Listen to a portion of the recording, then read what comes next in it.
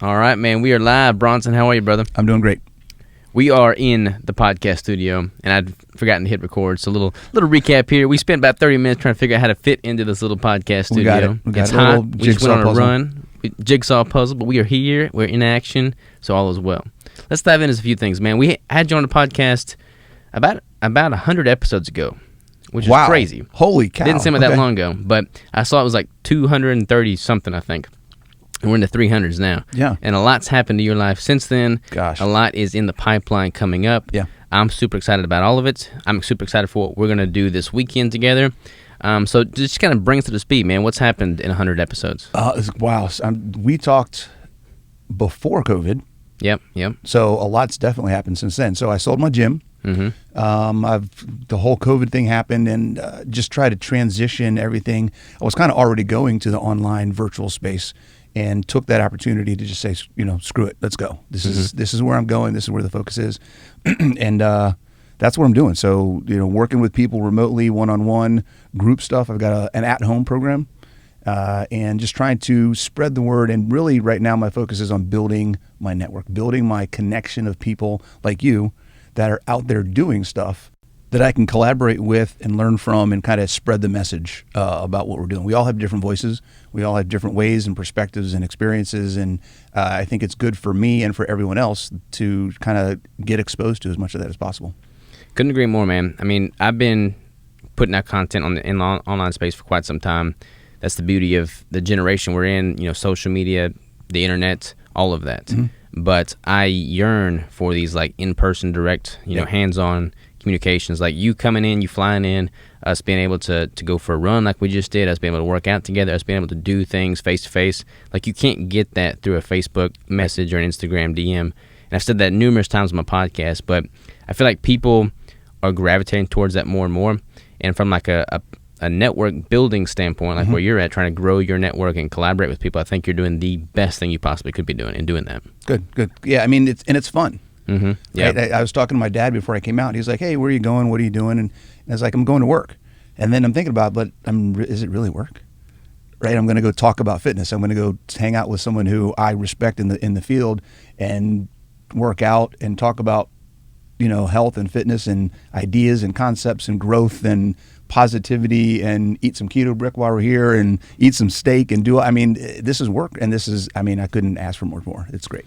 That's the beauty of it, man. Like when I started gaining some momentum with my business, and then I started looking at ways to grow the business, and the moment I realized that, my business is going to benefit from me hanging out with people that I love and doing things that I love, right? And I need to do more of that to grow the business. It's like, all right, that's the kind of life I want to live. That's synergy, right? Yeah. I mean, it's something you enjoy, something you're passionate about, but then it can also help provide for you and your family. 100%. Right? So, yeah, absolutely. So talk to me a little bit about, I guess we can start with some of the things that we're hoping to accomplish this weekend. Okay. Yeah. So you're here for about 4 days, 3.5 days, I guess. We're going to be recording a ton of workout tutorial clips. Yep. We just got done playing on the whiteboard. We wrote out like 5 pages worth of different videos that we're going to record, body weights, resistance band, kettlebells. And I'm super excited about that. I'm revamping my website, and I'm bringing you on to help with a lot of the tutorial videos, because your strong suit is like with like the mobility work, the resistance band work, the kettlebell. Like I didn't even own a pair of kettlebells. We had to go buy some kettlebells before we started filming. So that speaks to my expertise in that department. There is none. So I'm super excited to learn from you here. And I think that's like anybody would benefit from that. I feel like there's areas of expertise where people have a strong suit, and there's total weaknesses. Yeah. And that is one of my total weaknesses. So to be able to bring you out here, have you help film that content, and then put it out there for the masses to be able to use and leverage, I think that's just synergy in itself right there. Yeah, and I think the collaboration of two different sets of experiences. You're coming from a bodybuilding background. I'm coming from a functional fitness background, working with two different types of people that have different goals and directions and experiences. Bringing all that together, just the range of people that we can impact, I think is fantastic. Also, age range, right? I'm almost 50. You're not anywhere near that. Yeah, that was a perfect segue, because I was about to say, since this is in fact a video and audio podcast, anybody that's watching on YouTube can see you. And like, I'm pretty sure I've got more wrinkles than you, man. I'm pretty sure I do. And you're 48. I mean, you're damn near 50. Yeah. And I'm 29, and you look like Benjamin Button. I was joking with you earlier. All my crew calls you Benjamin Button. I mean, you are the epitome of someone that's staying healthy, and getting better and better, like a fine wine. Yeah. So, what's the secret, man? Gosh, I mean, do I want to be cliche with the space that we're in and say it's all about the meat? I mean, it is stuff we're going to talk about today. What is fitness, right? It's about trying to live those principles, and I'm motivated because it's what I'm passionate about, and I want to help people, so I have to live that as well. So it's about moving often. It's about moving my body, moving weight, moving well. It's about not eating things that are going to harm me, that are going to make me look older. Mm-hmm. It's about having a positive mindset and not letting stress run my life. And it's about, like, you saw the back of my shirt, like, my motto is your freedom is your choice. Yeah. So it's about making choices every day that are going to move me forward and not hold me back. I love it, man. Yeah. I love it.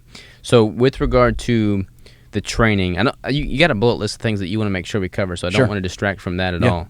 That may be the best segue, just diving into that, because that really sums up how to stay youthful, how to improve your longevity overall. So let's just dive into that list. Yeah. So I think the focus of where most of my message is at is in getting people to understand what fitness is, and then how they can actually do it. Right? We're not going to talk a lot of exercise science. We're not going to talk a lot of physiology. It's just the basic concepts of people understanding what fitness is, because fitness is not what people think. Yeah. People look at you and me and they're like, "Oh my God, those guys are so fit. I can't do it." It becomes too much of a goal. They don't look at our progression, right? I just posted today on Instagram a picture of me 40 pounds heavier, holding a beer. Mm-hmm. And, I thought I was in shape at that point in time. I obviously wasn't. And it's taken me 8 years to get to the point where I was from there to now. And it's a combination of learning. I started out, my nutrition wasn't carnivore then. The last almost 3 years have been. My fitness wasn't, right into, hey, boom, I'm going to get in shape, and bang, all of a sudden I'm there. Like, it took a long time to get where I am today. So getting people to understand that fitness, one, doesn't happen overnight. It's a progression. You can start from wherever you are. You can start however old you are. You can start with however experience you do or don't have. You can start with or without any injury issues or modifications that you need. Like, there is nobody that can't start something today. That's huge, man. I'm blown away at seeing people who are, seemingly past their prime, mm-hmm. in air quotes, and their desire or their motivation for changing the trajectory of their life path is like, half the time it's not even there. Like, a lot of people don't want to take that initial step because they think they're past that point. Yeah. And I mean, a lot of the times these people are like in their 30s. Or younger. I mean, it just blows my mind. Like, even if people are in their 80s, it's like, well, let's say you live another 5 years, Wouldn't you want the last 5 years to be better than next 5 years to be better than the last 5 years? Yeah, absolutely. And even if you don't live any longer, your quality of life improves. Yeah. Like, let's say there's absolutely nothing about anything that we're going to talk about that says you're going to live an extra 5 years or 10 years or whatever. Okay, great. You're going to be able to live in the time that you have and not exist. There's a very big difference between living and existing, and too many people today just exist. Yeah. And it's sad. It really is sad. Quality of life is a decision. It's not something that happens to you. And the compounding effect of things, we were talking about that before we ever started recording. Mm-hmm. That was pretty much the underlying foundation of my manifesto video for 2021. It's pretty much, when I look at any success I've had, that's pretty much what it stems from. It's just doing things consistently every single day of my life that I can sustain and look forward to doing. Mm-hmm. That's over time. I put that up against like going all out for a very finite period of time any day of the week. Absolutely. And I think, competing or performing well or just simply living well into your later years is a great illustration of the steps that you've done on a day-to-day basis, in your life prior to that, Right. That lead to that. And I feel like if people view their life in a long game perspective, you can't help but be motivated to figure out what's going to be best for your nutrition, what's going to be best for your training, and then just live that day to day because you can see and you can feel how it impacts you. Well, it also takes the stress off of it because you're not worried about it didn't happen yet. It didn't happen yet. It didn't happen yet.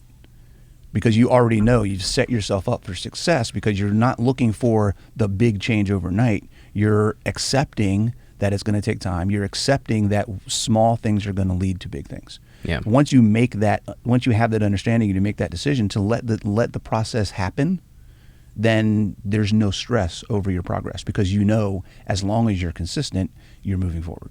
100%, man. And that's where a lot of people get fed up and end up quitting because they're thinking it's going to happen sooner than it does. They're thinking that this is a quick fix or there's a pill they can take or that's what they want. And when it doesn't happen overnight, it's not good enough. I saw somebody in a post today saying, I'm not having success on this way of eating, so I'm stopping. Well, why? Like, you tried it for 3 weeks, 4 weeks, like you got to give it some time, Yeah. Ask some questions. What can you do better? What am I doing wrong? What can I do differently? How can I make it, work for me? Like there's always something that can be done to tweak and improve rather than just quit. Quitting is the only failure. Yeah. Right. I was talking to a self-professed hypochondriac the other day, and they were worried about everything, and that, this year is a great year for that. Yeah. But not to get too deep down that rabbit hole, just hypochondriacs in general, like they oftentimes live in fear for assuming that they've got some condition, some symptom, something. And I used to be that way. I used to be like a germaphobe to the T because I had like OCD disorder. It was just bad. Okay. But the moment I realized that, hey, look, I can only do the best that I can with the resources and the knowledge that I have at that time. Right.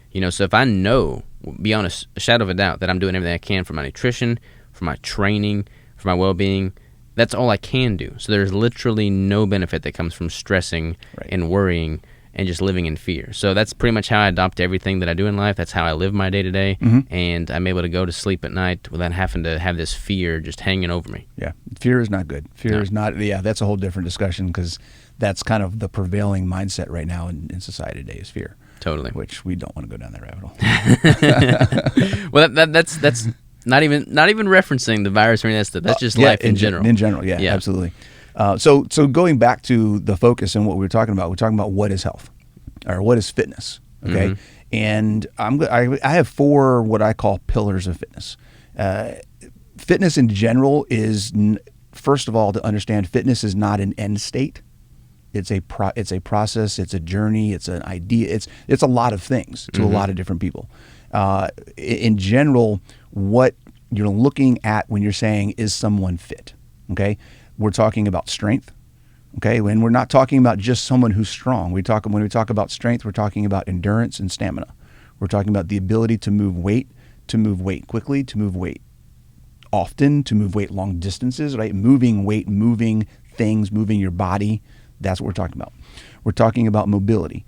And this is a word that a lot of people get confused with flexibility. Mobility includes flexibility, but it's also kind of intertwined with strength.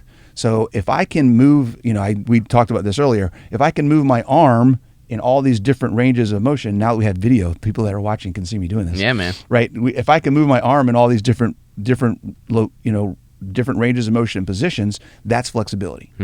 Being able to support weight and handle stress in every one of those positions is stability. The combination of the two is mobility. Okay? I like it. So you can be flexible but not be mobile. And that, what? Right? People don't understand that. So that's the two. Those two go together. There's metabolic conditioning. We talk about doing cardio. And I've seen, it's interesting, as I'm putting this stuff together, I'm seeing a lot of things on YouTube and people posting about how cardio is worthless. You don't need to do cardio.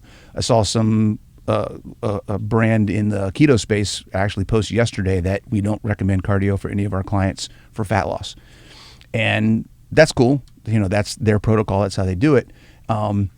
If you're looking to be fit and functional, then you need to do cardio.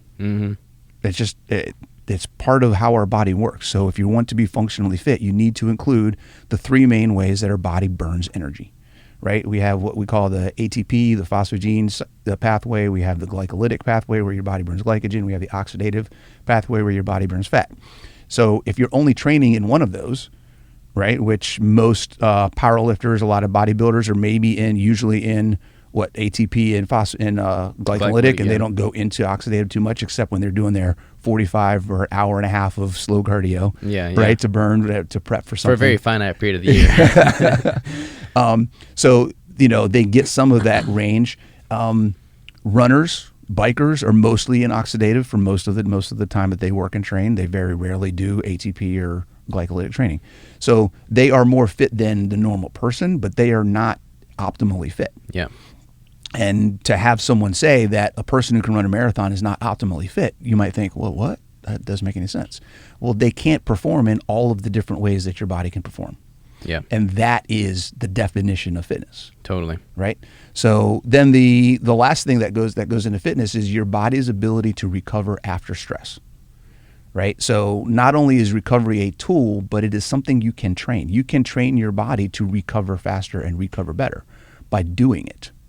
If you never give your body a chance to recover, your body will never learn how to recover. Right? That makes sense. So there's things that happen. Strength is built during recovery. Muscle is grown during recovery. Inflammation is reduced. I mean, that is the definition of recovery, reduction of inflammation. So, I mean, all of these things happen. So if you're not getting sleep, if you're not taking days off, if you're not doing those active rest cycles in your program, then you're not training your body how to keep from injuring itself. That's essentially what that is. Yeah. Right? That makes sense, man.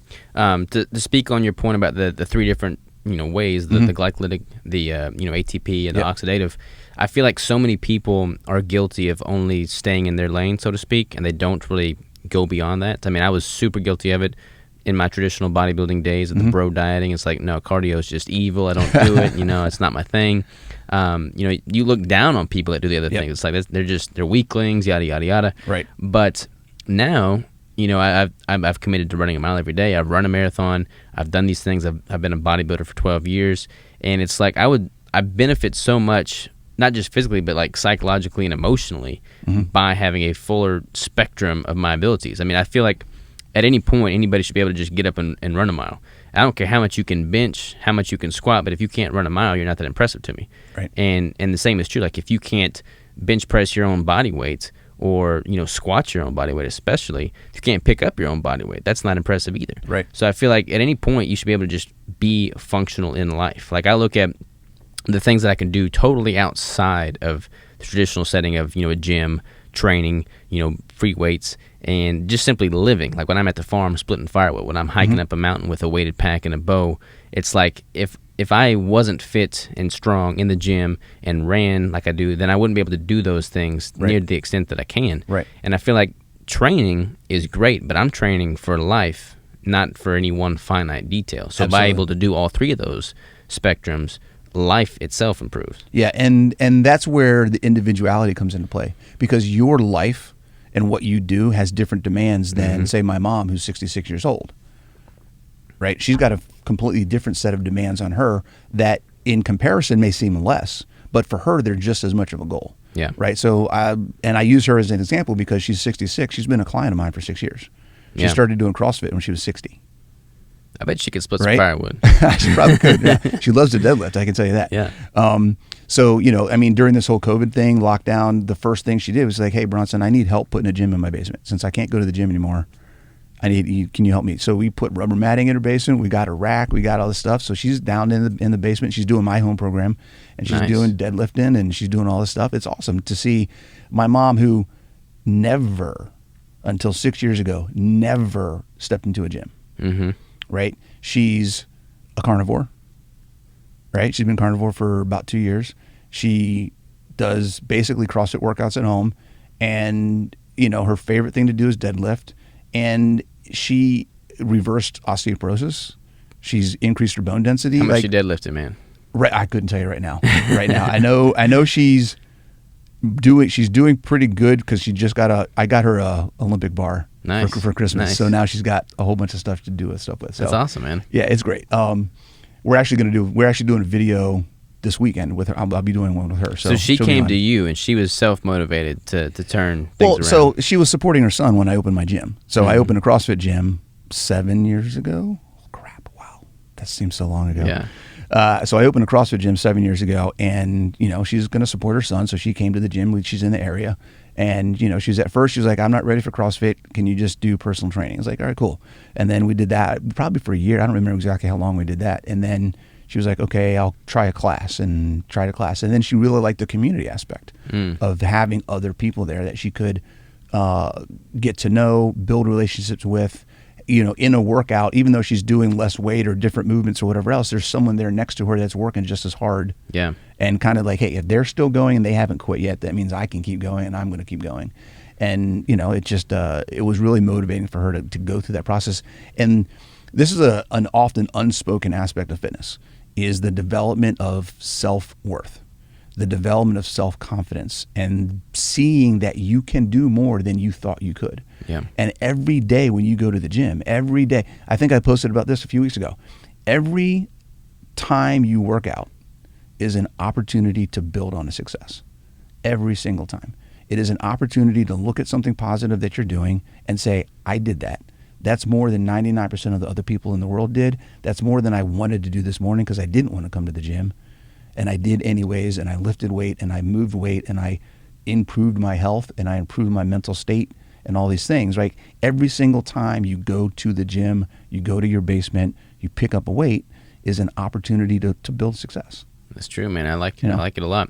I feel like the psychological aspect of what I've gained from coming from the gym, what so many other people have gained from coming to the gym, is like you can't put a price on that. No. Like that's you can't even begin to put a price on that. What's cool was that your mom has been doing that for as long as she has now, and she's motivated to continue getting better. I feel like a lot of people have that experience. They see how much the gym improves their life, and they try and get their folks into it. Yeah. And that oftentimes ends in dismay. Disaster. So you can't really motivate anybody to do anything. Like, it's got to come from within. So it's awesome that she's on that page and on that journey because she wants to be. Yeah, and it's definitely a patience game. So she's doing it. My brother, after numerous years, messaged me about 6 months ago and was like, dude, I've tried everything. What's this carnivore thing? Mm-hmm. I've been doing it for almost 3 years, right? And I've been telling everybody, hey, this is awesome. But it took almost 3 years for him to say, okay, what's the deal? So he's got some mental health things. He's got colitis. He's had multiple concussions. Like, he's got a bunch of medical issues that within 3 months, he was messaging me like, dude, I feel better than I have ever felt before. My colitis is not acting up. My mental state is better. I have more energy. I've lost tons of fat. My wife, my sister, his wife, my sister-in-law, not even exercising, she's lost like 40 pounds. It's crazy. Just because now he's eating the way, she's making the food, like they're all doing the same thing now as a family. They're all basically carnivore. And she's like, holy crap, what's going on? I got all these clothes I haven't worn in years.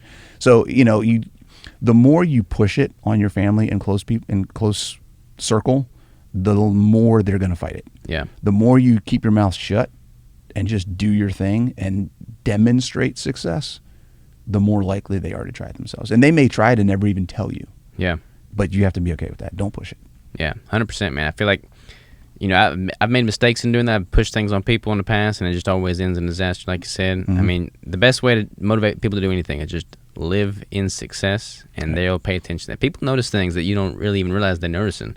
But you just keep, going back to business, like we talked about in business, doing your own thing, doubling down on that, and not worrying about what everybody else is doing. Just putting those blinders on and getting to work and hustling. Yeah. People notice that. Yeah. Yeah. It's like if for anybody listening that's a parent, you guys aren't there yet. I've got 4 kids. Man, I love being a parent. They're all older now, so they're all adults now, so it's a whole different experience. But as a parent doing things, your kids do stuff, and it's like you're looking at a mirror, but you're like, where did you get that from? Yeah. How did you know? Like, how did you pick up on that nuance, or how did you pick up on that phrase or that facial expression or whatever it may be? It's like, it's not like I practice with you how to make that eye tick or that eye lift or that phrase or whatever it is. They just pick it up. Yeah. And everyone's like that. Yeah. It's crazy, man. I'm not a parent like I said, but I'm going to be learning a bunch of stuff when that time comes, for sure. It's an experience. It's fun. It'll change your life, for sure. What's next on the list? Then, So man? yeah, so when we talk about what is fitness, so we talked about the four what I call pillars, where everything fits into those four buckets, right? Mm-hmm. We talk about strength, we talk about mobility, we talk about metabolic pathways or metabolic conditioning, and we talk about recovery. Within that, we have what are commonly called the 10 components of fitness. Okay, and I'll just read them off real quick. They're cardiorespiratory endurance, cardio.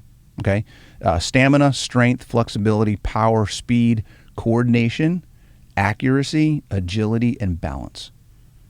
Okay, now how many of those 10 things come to people's mind when they think about being in shape? There's more that don't come than There's more do, that probably. don't. Absolutely, right? So most people think about getting in shape.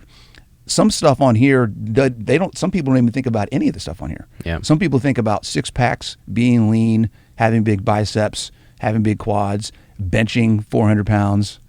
That's their idea of fitness. Yeah. And so trying to let people know, like, that is not fitness. Just because someone can bench 400 pounds doesn't mean they're fit. I know people that can bench 600 pounds that are more unfit than they are fit. Yeah. Right? So those are not the accurate things. So when we're talking about endurance, I have a quick little like one sentence thing, right? So ask yourself these questions. When we talk about cardiorespiratory endurance, how long can you go? That's what that's about. How long can you sustain effort? Okay, whether it's at a high level, whether it tapers off at the end, it doesn't matter. Like, how long can you go before you absolutely have to stop? I mean, that's with any activity. Any right? activity. Like We're it could be talking bicep curls, for instance. Well, that's a little bit different. So then we talk, that's the next one, which is kind of cool you segue into that. That is stamina. So cardiorespiratory endurance, we're talking primarily lungs and heart, Okay. right? Your body's ability to utilize fat for fuel. When we talk about stamina, we're talking more about your muscles' ability to continually replenish, and reuse fuel. Gotcha. So we talk about like a football player, right? Football player, sprint 10 seconds, 45-second break. Next down, sprint 10 seconds, 45-second break. Sprint, and they got to do that for an hour. Yeah. That's stamina. Gotcha. Right? That's not, there is cardio in there because their heart and their lungs will be working over time, but the focus on that is how long can their muscles, how long can that offensive lineman keep pushing the defensive lineman and then wait 45 seconds and then do it again. Right. Right? That's stamina. And so that's the thing I have there is how long can you sustain a high level of effort, right? So with stamina, it's more about, can I perform at this level and then keep performing at that level for a long period of time. Gotcha. Right? So endurance, we think about, how long do I go before I stop? It doesn't matter if I'm fast at the beginning and slow at the end.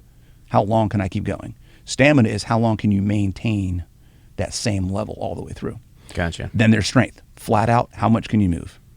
How much weight, how much force can you generate to move an object? That'd be pretty similar to like power. That's output. power. Yeah. Well, we'll get to that. It is. It's the main component in power. The difference, and we can flip to that, the difference between power and strength is that power is also a combination of speed. Gotcha. Right? So speed is another component of fitness, and that's pretty much how quickly can you go from point A to point B. So when you combine point A, how quickly can you go from point A to point B with how much can you move, then that's get power. That's how quickly can you move X weight from point A to point B. Gotcha. That's power. Gotcha. Okay. Then we have flexibility, right? What's your range of motion in all your joints? Okay. And then coordination. Can you feel and control complex movement? Okay. Can I tap my head and rub my belly and chew gum at the same time, right? That's pretty much coordination, right? It's can I pull my arms and bend my knees and my hips at the same time, right? Can I squat and hold a kettlebell at the same time? Can I do multiple things with different parts of my body in combination? Coordination's tough, man. Right? That's a tough one. A lot of people, they stay in their same lane, right, and they don't introduce variability. I love sprinting and running in like super thick woods. Yeah. Because that's all coordination. Yeah. Well, and that's coordination, agility, and there's balance in there as well. Yeah. When you talk about that. And those are the next things, right? Accuracy, agility, and balance. And let's go back to variability, because that's the key to fitness. Yeah. That is the key to fitness. I got to write that down. Actually, the key to fitness is variability. I like that, man. Make some T-shirts. There you go. So coordination, accuracy, and movement. Can you make your body do what you want it to?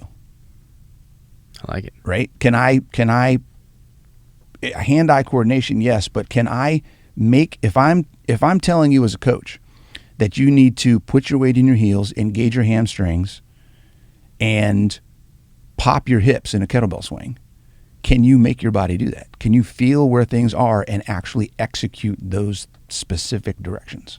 That's accuracy, right? Many people can't feel that and don't know how to engage and make that stuff happen, because they're not used to what we call proprioception. They're not used to developing the ability to feel and control their body. See that, like when you talk about that, it's like I immediately go to bodybuilding posing. Yeah, like really absolutely. high-end bodybuilding posing. There's so many things that, like when you're posing at a high level, like as a professional bodybuilder, your ability to make particular muscle fibers pop, whereas most people have no idea what muscle is even in control of that movement. Is impressive to me. Like I love that, and that, I mean, that's a very truest right there. It takes immense practice. Yeah, immense practice. The most common, and this just kind of came to my head because I was thinking about how I taught myself how to engage different muscles and things like that. I actually used a lot of isometrics when I was doing it. So either that or slow tempo stuff like slow curls, right? Try to figure, okay, how do I make that move without engaging my shoulder or doing different things? Isometric chest presses to try to, how do I activate my pecs, things like that. One of the most common things, and this is kind of funny that I'm thinking about this, that is an example of proprioception and control of accuracy. Say that word slower. Proprioception. Proprioception. Yeah.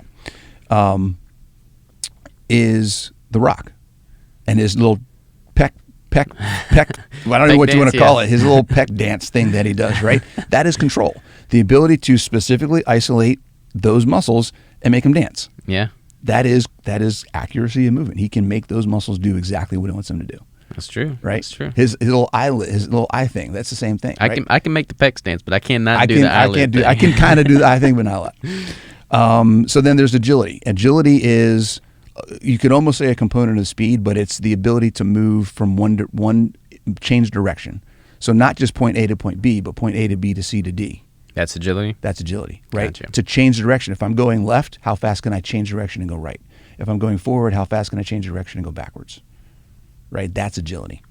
And then balance, which is particularly when we talk about older people, right? We talk about fall prevention. We talk about balance, falling downstairs, falling upstairs, things like that. Balance is huge, and you need strength, and you need practice in order to maintain that and manage it, right? So balance is another one.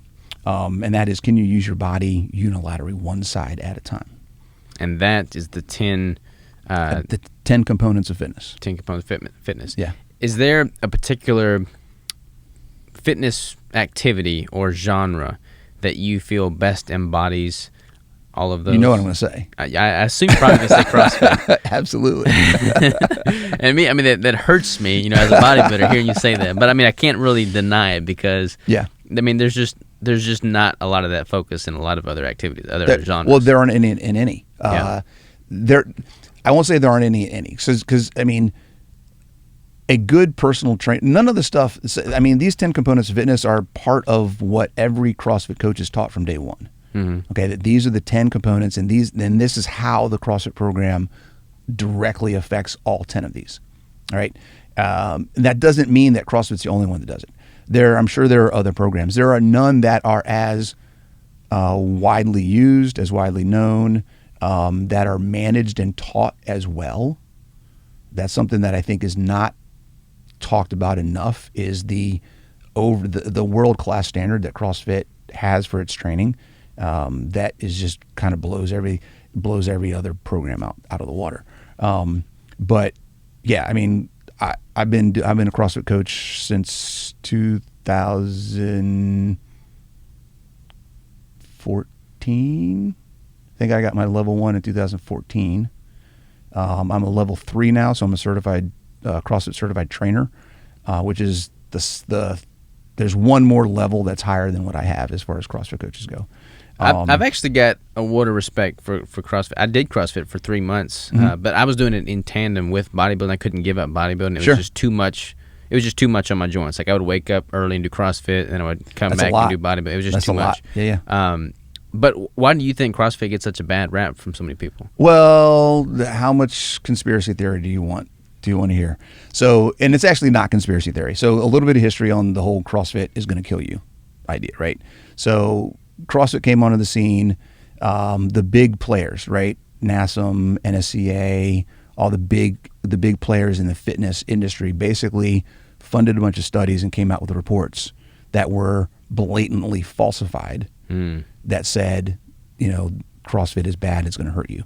Were they talking about just like joints and mobility wise, or what were they suggesting? So basically, they did a study of a gym, a couple different gyms, and tracked tracked their attendance and all this stuff, and then rated what percentage of them get injured and that kind of thing. Gotcha. And a lot of the information, the studies themselves were flawed from the beginning, and then the report themselves was way over embellished. There's a bunch of issues with it, and that became the standard because they were at the top of fitness, right? They're the ones that published the American Journal of Fitness and all these things, right? That's where all this stuff was published.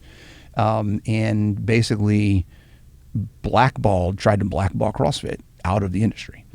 I want to say in 2018, don't quote me on that. Anybody can look this up on Google.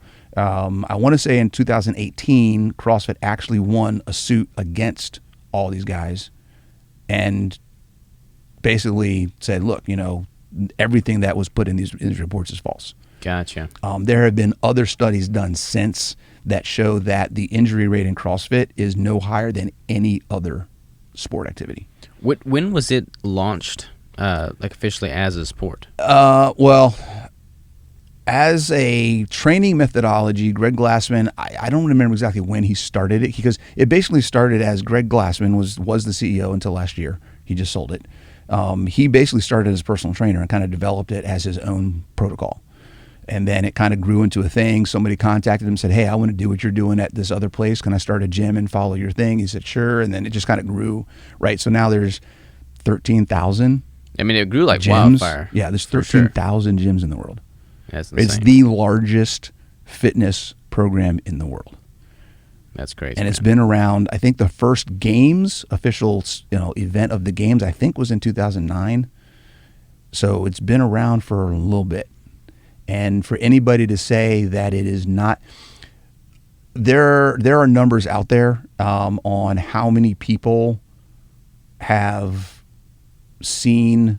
I want to say somebody did a study on diabetes, or they have got some information on the number of people that have been in CrossFit gyms and reversed diabetes just from doing CrossFit, and wow. it's phenomenal.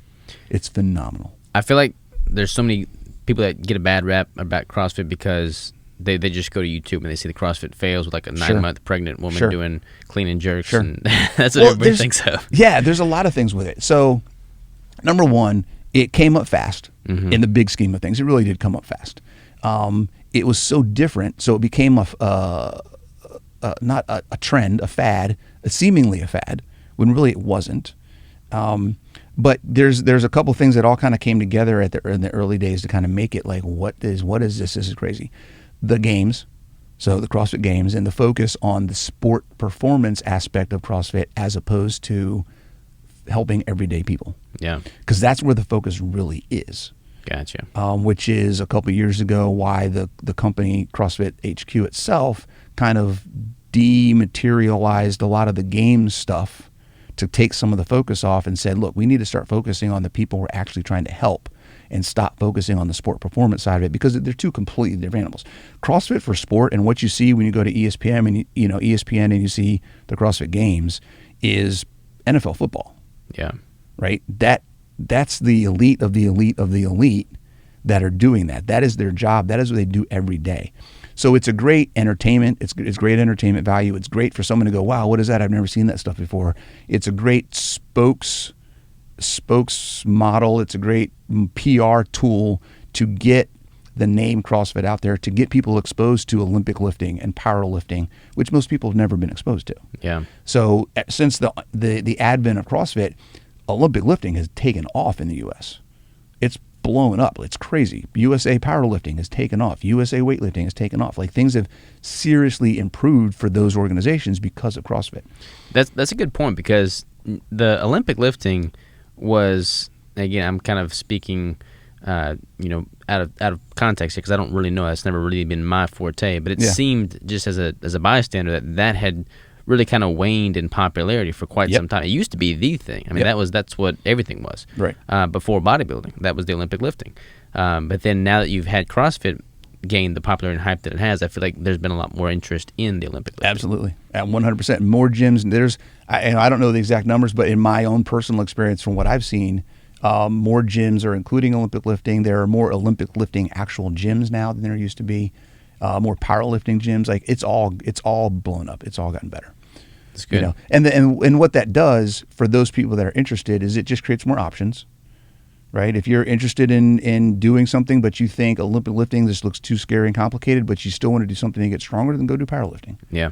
Right? If you are not sure about any of it, just go to a CrossFit class. You'll get exposed to a little bit of everything. You'll get exposed to kettlebell stuff. You'll get exposed to, Olympic lifting, powerlifting, gymnastics. You get a little bit of all of it. You get exposed to endurance work. So the thing, as far as the bad rap goes, getting back to that, is not just the establishment trying to keep CrossFit out of it, but just like any organized system, right? Where you are handing off the responsibility of executing that system to people all over the world. Okay, you're gonna have people who don't do it right. Yeah, you're gonna have people who have a different mentality than the person coming in the door. So, we talk about individuality. Everything's different based on your goals. If I'm a gym owner and I'm 25 years old and I used to play college football and I now in CrossFit and I own a gym, chances are I'm going to be super competitive. And I'm going to want to try to get to the games, and I want to try to compete in CrossFit, the sport. And I'm going to attract other people that want to do the same thing. That's a good point. Right? So if you're a 45-year-old guy who's 50 pounds overweight looking for some place to get in shape, you're going to walk into that gym and probably not connect. Right? You may try a class. That coach is not probably going to be as able to relate to you because that's not them. They're trying to lift as much and lift as much weight as possible and move as fast as possible. So it's a very good chance you might not connect. If you go to a gym like the one that I own, right, where I'm 48 years old, my goal is to be able to get off the toilet when I'm 80 years old by myself. Yeah. Right? And you're a 45-year-old guy who's 50 pounds overweight. I'm going to relate to you. You're going to relate to me. We're going to find a way to make something work for you, and I'm going to take the time to help you figure that out. So it will be a completely different experience. Neither of those have anything to do with CrossFit. That's true. It's true. It's a good point. But because we both have CrossFit on the door, that's just kind of what it gets labeled as. That's what it gets labeled as. Yeah, makes sense. Yeah. What about the? I don't want to drive too much of a tangent here. No. What about the? It's all about tangents, man. I feel like the CrossFit community as a whole, they kind of all band together when it comes to nutrition, for instance. Like you see a lot of CrossFitters all carrying the same flag when it comes to nutrition. And I think right now, paleo is what's hot. It's changing. It's changing. All right, well, elaborate, man. I'm curious. So this is funny you say this because I actually just did an interview with Jocelyn. I keep forgetting her last name. She's the keto athlete on Instagram. She's a level 4 trainer, so she's one level higher than me. But she's owned a gym. She's a great trainer, great person. She's owned a gym for almost 12 years in Canada. And she went keto, I want to say 3 or 4 years ago. And before keto really became a thing, particularly in CrossFit. There are more people in CrossFit doing keto now. There are still a lot of people in CrossFit who are like, you can't do keto in CrossFit because blah, blah, blah, blah. And more of us are starting to show them, yes, you can. Now, traditional CrossFit back in the day used something called the zone diet. I don't know if you've ever heard of the zone diet. So that was what was taught, zone diet. You get your blocks of this. Is it actually taught? Like that's what is formally taught? That is what was formally taught. Huh, gotcha. I don't know exactly what they're teaching right now, but I do know that on the CrossFit website, when you look at nutrition, you look at some of the articles and the videos that they're posting now under nutrition, Gary Taubes, Really? right? Then there's more and more people. I think I saw something from Fetke and there was one other guy, Fung. So they're making Dr. progress. Fung. So they're making progress. That's so they're awesome. starting to bring some of these ideas in, like, hey, wait, there isn't one way. And yes, you can have success on the zone diet. I don't think many people do, and it's really a pain in the ass. They paint it to be really easy to follow, but it's not at all. It's really not.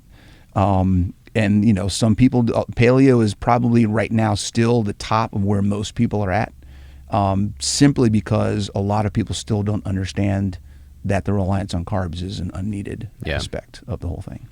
Yeah. Well, it's good, man. It's good to see that the trajectory is true there. Yeah, it's. I think they really are trying to provide good information, and I don't think I've never seen. I mean, CrossFit. It's one of those things, right? You're the rebel until you're at the top. Yeah. Right, and I think they're at the top, but they still, in many ways, have the mentality that they're still a rebel.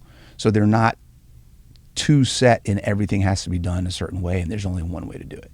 Good. I've seen, and particularly with the new ownership, I think that's even going to get better.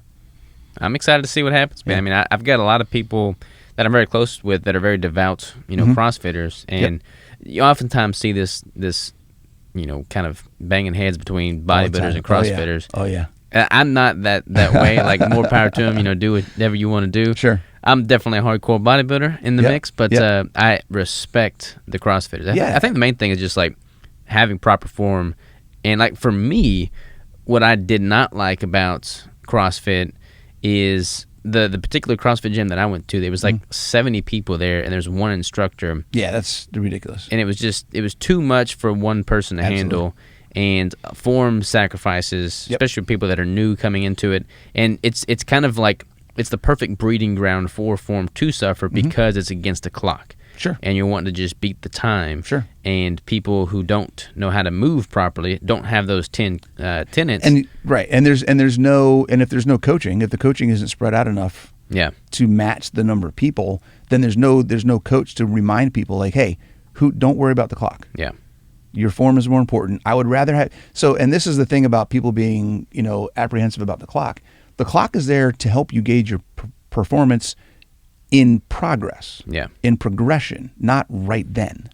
Yeah, it's true. Right? So the idea is if you perform proper technique consistently at a certain time, we'll say, then you can increase the intensity. And you can try to go a little faster while maintaining good form.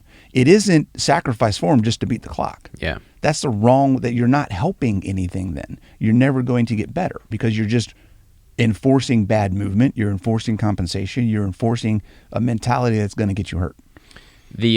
So I've restructured my bodybuilding split, and I've not cared one iota about the time per se, or even so much the weight lifted if it comes at the expense of form. Yes. So I've focused just very, very religiously on perfecting form as it relates to my breathing, the movement itself, everything. And on my final set of all of my heavy primary compound movements, like my deadlift, bench press, overhead press, and squat, I'll do pause reps. And I'll do pause reps, and I will not allow myself to add more weight to the bar until I'm able to achieve 10 solid reps with pause rep form flawlessly. And I feel like by having myself set to that standard, I don't allow, there's no room for me to mistake. Absolutely. And in the long run, you're going to be stronger. Yeah, absolutely. For it. And that's where people don't understand. Like, I've had clients that, they come in the door, they're, squatting 400 pounds. And I'm like, you've got 3 or 4 things that you're doing that are going to, one, hurt you and are keeping you from squatting 500 pounds. Yeah. And when you work with them on that, they get into the form, you make the corrections, they try it, and then 300 pounds becomes hard. Right? But if they stick with it and they maintain those corrections and they fix the things that are the problem, they're back at 400, then it's 450, then it's 500, then it's 525. And they're like, holy crap, It's like, well, you stopped compensating with things that weren't built to handle that weight, and you started using the things that are meant to handle that weight, and now you're stronger. It's weird, man. Like with strength, with like hitting PRs, people always want to hit PRs. Right. Well, rightly so, Right. But it becomes like this weird superstition. Like if the music's not right, if I'm not breathing the proper way, if I don't yell a certain number of times, it's like baseball, pitchers that go up to the mound to pitch a certain way. It's just weird. So like I took all that out of the equation. Like I want to be able to perform the same movement with flawless form, regardless of what I had for food that day, regardless of my sleep, regardless of what music's on the radio. Yep. Like just walk into the gym and freaking own it without ever even raising my voice, just have perfect, flawless form. Yeah, that's I love hearing that from people because it's very few people that get that and understand that. The guy that owns the gym I'm currently working out of now, he's very much that way. And we both have this idea that we want every rep to look beautiful. Yeah. Right? We want every rep, whether I'm warming up with it. This is something that drives me absolutely crazy. If anybody that's in any of my classes is listening to this, or any of my clients, if you're warming up and your warm-up form looks like crap, don't even think about putting weight on the bar. Yeah. Right? Your warm-up should be the best way that you move the whole entire workout. Because that is how you are telling your body what you're about to do under stress. Yep. And if you can't do the warm-up properly, you better not be stressing your body with it. Yeah, I treat the 45-pound bar the same way I treat it with 315 pounds on it. Like I even wrap it with I do everything. Absolutely. Like I do it the exact same thing. I think that habit subconsciously over time compound, like we were saying earlier, that's where the success is going to come from. Yeah, I get it all the time. Like, I'm warming up with this, like, okay, well, this, I just wait till I get some weight on the bar, then I'll be able to do it. I'm like, yeah, not what? Backwards. What do you know? That's not how it works. Yeah. Like, you should be able to do this with a PVC pipe. Yep. With no weight at all and get in the proper position and do what you're doing. Like that's where 100%. You need to be. So I've been going off on a tangent, man. What's the next thing on your list? Oh gosh. Hold on. Let me see what we got here. These tangents are good though. I mean, because it's all part of fitness, right? We're talking about how to look at fitness and what to do here. So when we talk about the 10 components, okay, we talk about a training program. There are really 2 ways to train those things, okay? And we're going to break them down. So there's a difference between training and practice, okay? Training is a physiological adaptation, okay? Practice is a neurological adaptation. So when you're practicing something, you are training your brain and your nervous system how to react and how to do what it needs to do, right? That's where speed, like you're training speed, right? That's actually speed and power are 2 things that are kind of a combination of the 2. They overlap. So we talk about training, things that are physiological changes. Cardiorespiratory endurance, stamina, strength, and flexibility. Those are physiological things. I'm elongating, I'm stretching, I'm increasing range of motion, I'm building muscle, right? I'm growing muscle, those types of things. I'm improving the ability of my body to burn and use energy. I'm becoming more efficient in my metabolic pathways. Coordination, accuracy, balance, and agility are neurological. Those are things that your nervous system needs to change and adapt to in order to be better, right? Feeling balance and being able to control that is a neurological thing, right? Being able to control the direction that you're going when you're changing directions in agility, right? Being able to control my left arm and my right leg and my hips all at the same time, whatever I'm doing, that is all neurological. Power and speed are a combination of the 2. So you can improve speed through physical things by improving strength, right? If you get stronger, you will move faster, as we saw today in our run. Well, I wasn't going to bring that up, but... Right? So we went for a mile run today, and you beat me by like, what, a minute and a half? I ran super slow today. I really don't know what was up with that. It was the plane, man, the jet lag. It was jet lag, that's it. We'll call it jet lag, even though I was going back in time. So if you're stronger, you'll move faster. And on the same speed, if you're moving faster, then your power movements are also going to increase. So being able to understand that there is different types of training to create different types of adaptations. Again, variability. This is where we go into variability.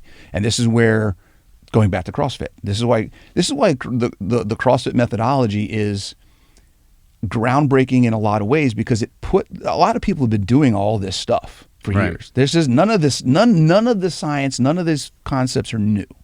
Okay. But he was able to pull the stuff together and explain it and put it in an order that just made sense, right? The CrossFit methodology is to perform constantly varied functional movement at high intensities. Yeah. Right? That's all you need. Constantly varied functional movement at high intensity. That's it. It's not that complicated. Now, where people get a little confused is constantly varied. That's very different than random. Mm-hmm. Random is random. Right. We don't know what we're doing when. Yes, that will create some variation, but you may do the same. You may run a mile every day for 3 weeks if you're just randomly picking things. Yeah, it's hard to progress when it's hard random. to progress when it's random. So there has to be progression. There has to be a plan in place, and they do cover and teach. There is a methodology that CrossFit uses for that plan, but it's varied because we want you to get training in the ATP pathway, in the glycolytic pathway, in the oxidative pathway. We want you to get training in lifting lightweight for many reps, in lifting heavyweight for low reps, right? We want you to get training in how to move your body and how to move weight, right? We want you to get training in running and rowing and gymnastics and Olympic lifting and powerlifting and kettlebell work and dumbbell work and all these different things. So all that stuff is in there because it's all effective. Yeah. But you can't do any one of them to exclusion. That's a good point. Is there a point at which somebody may lose out on excelling at a specific, specialty focus? Oh yeah, absolutely. By going the more CrossFit holistic route and just tackling it all at once? Yes and no, depending on where the person's at. If you have somebody who has been specialized in a sport or a specific athletic endeavor and they go to CrossFit and focus solely on the overall CrossFit methodology, then they will lose performance in that specific endeavor. Absolutely. They may, and depending on and this is very subjective, depending on the coaching, the style of training that they get, where they go, they may see some improvement because they may learn how to move better if they get good coaching, right? So they may initially, so it's a give and take a little bit. It could be one of those scenarios where they're really good at something. They go to the CrossFit, they learn some new things, they get exposed to some movements and some patterns or some adaptations they hadn't been used to before, and then they go back, and then they can be better and excel because they've exposed themselves and broadened their repertoire up a little bit. Yeah, that makes sense. But while they're there, and if they stay there for a period of time, they may initially lose some of that. Sure. One thing I admire about CrossFit is that you can be up and running with very minimal gear and equipment. Yes. I mean, most CrossFit gyms compared to a bodybuilding gym is just incredibly under equipped. Oh yeah. Well, but you can do everything you need to do. Differently equipped. Yeah. Yeah. It's and that's again going back to the detractors. Yeah. I think that's probably the biggest detractor when it comes to CrossFit gyms is that almost anyone can start one. Yeah. Right. That's a good point. Right. So the barrier to entry is super low. It's $3,000 for the affiliate license to be able to put CrossFit on your door. Every year you pay $3,000. And then equipment, like when I opened my gym, it was a little over $100,000 in equipment. I mean, some squat racks and some bumper plates and bars and yeah. I mean, I had a five squat rig, a 5 squat rack rig, and I don't remember how many hundreds of pounds of plates, full set of plates, dumbbells, kettlebells. I think I started off with like 5 rowers, eventually got to like 10 rowers, then got some, and then over the years got, some air bikes and some other things and like that. But why is the rower and the Airdyne bikes, I think, those are the two preferred forms of cardio you see in most CrossFit gyms? Yeah. Why those two over any of the other options? Other options as in what? Just like any other form of cardio, like the Stairmasters, the ellipticals, treadmills, stuff like that. Stairmasters are expensive and they break all the time.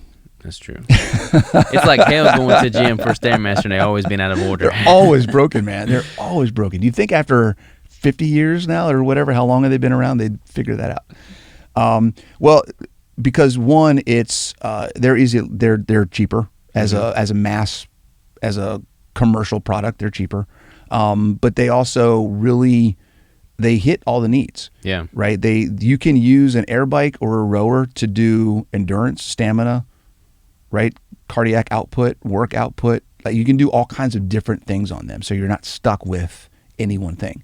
If you get on, I mean, gosh, the cost of an air bike versus a Peloton or one of those, spin bikes is astronomical, vastly different.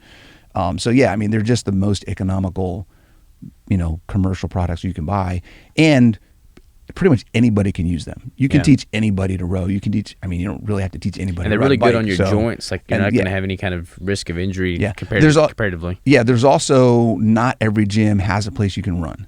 Yeah. There's a lot of CrossFit gyms that are stuck in spots where you just, like in my gym, we had like a 125 meter parking lot area that we had to do laps in and stuff like that when we needed to run more than 200 meters or something. Gotcha. So we did, we did a lot of bike and rowing stuff. I love it, man. I love it. You've increased my respect for We're the a whole sport, CrossFit podcast now. Yeah. Well, and I mean, not intentionally, but it just kind of goes to show that when you talk about what is fitness, CrossFit has a really good definition and a really good methodology for really, helping people with that.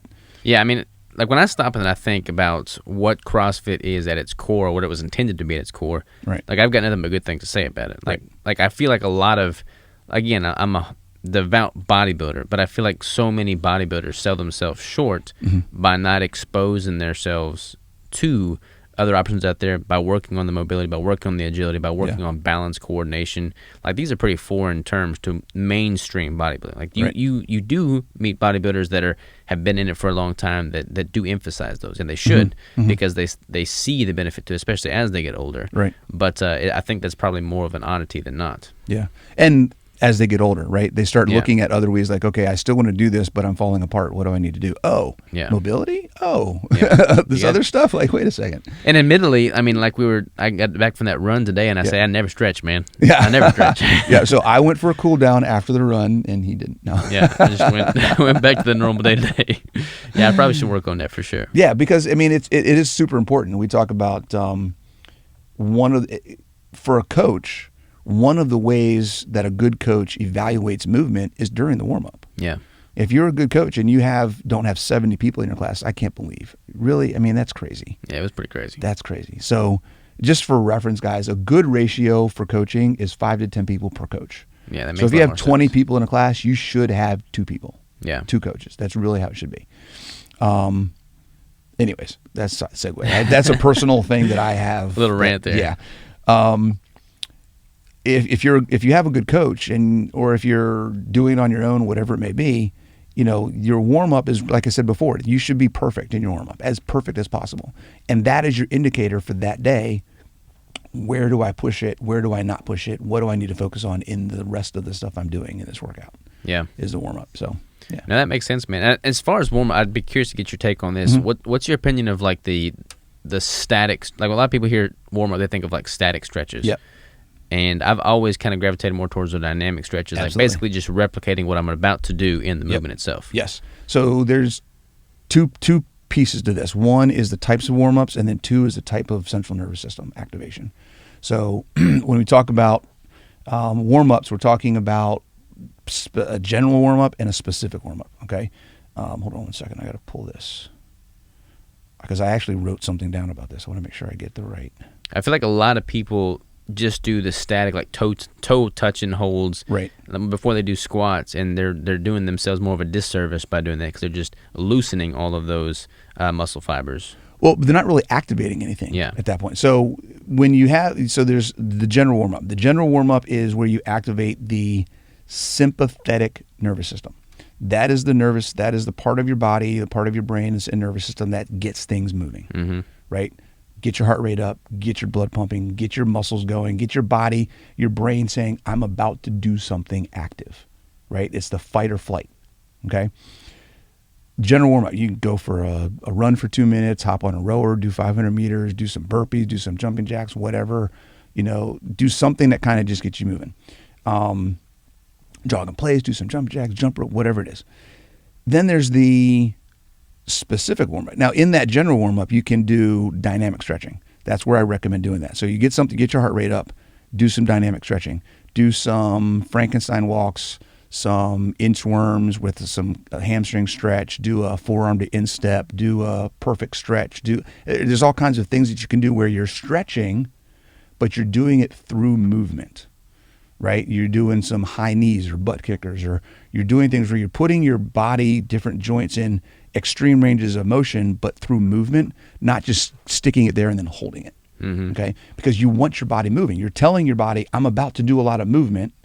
The last thing you want to do is sit still. Right. It just, that doesn't work. Okay? So you do those things. And then you do the specific warm up that is the actual movements or movement patterns that you're going to do in the workout you're about to perform. So if you're about to do deadlifts, do some good mornings. Yep. Right? Do some back extensions on the GHD. Do something where you're doing something similar where you're hinging at the hip and you're creating those activations of those movements. That's where I could see a big benefits in the resistance bands. Like Absolutely. I don't want to train with those exclusively, but using those as a warm-up or cool-down in replicated movements for I'm about to hit with the heavy weight load, that makes a lot of sense to me. Yeah, the idea of the warm-up is to activate the muscles and the movement patterns you're about to stress. Yeah. Right? So when you're going to do deadlifts, you're using the glutes, you're using the glute med, you put the band around your knees and do some side walks. We call them monster walks or X-band walks. Right? Activate those muscles, light them up. Right? We're going to do some videos on warm-up and mobility stuff. Fire hydrants are a great thing. We talked about those. Those are great warm-up exercise to activate the areas that you're going to do when you're doing lower body work. 100%. Yeah, so it's activation for what you're about to do. And it doesn't have to be specifically the movement. There are so many different variations of things that you can do to get your body ready for something similar. Yeah, targeting just the muscle group itself that you're about to do the heavy load on. Yeah, yeah. And then on the back end, you got the cool down, which is the parasympathetic nervous system, which is the opposite. That's the rest and recover. Right? So that's where I like to do static stretching and foam rolling is at the end. Gotcha, that makes sense. There's recovery. I'm telling my body it's time to calm down, relax things, roll things out, stretch, take some deep breaths, get some belly breathing in, do some parasympathetic breathing. Meditate a little bit, maybe fall asleep, take a nap, whatever. Been there, done that. And just kind of let your body know, hey, you're done. It's okay. Kind of cool down, chill out. I'm going to go home, eat some steak. And we're good, I like it, man. Speaking of steak, we just ran out of memory on that camera. Oh, no. Okay. So you want to call this the end of part 1? Sure. We go cook some steak? Yeah, let's get it. All right, man. We'll get some ribeyes in us, and we'll have a part 2 to this podcast. Okay. Yeah. And we'll just keep rocking and rolling, brother. All right. For anybody that only is listening to this episode, hopefully they listen to both, but for anyone that does only listen to this episode, where can they find you online? Okay, so my website is aptx.com. Sorry, I totally said that wrong. apxts.com. So apextrainingsystem.com. You can Google that. If you Google it, that should come up, the Apex Training System. You find me on Facebook or Instagram at Bronson Dant 72. Awesome, man. That's my handle on there. I'll link that to that. Yep. Rock and roll, brother. Cool. Take it easy, guys.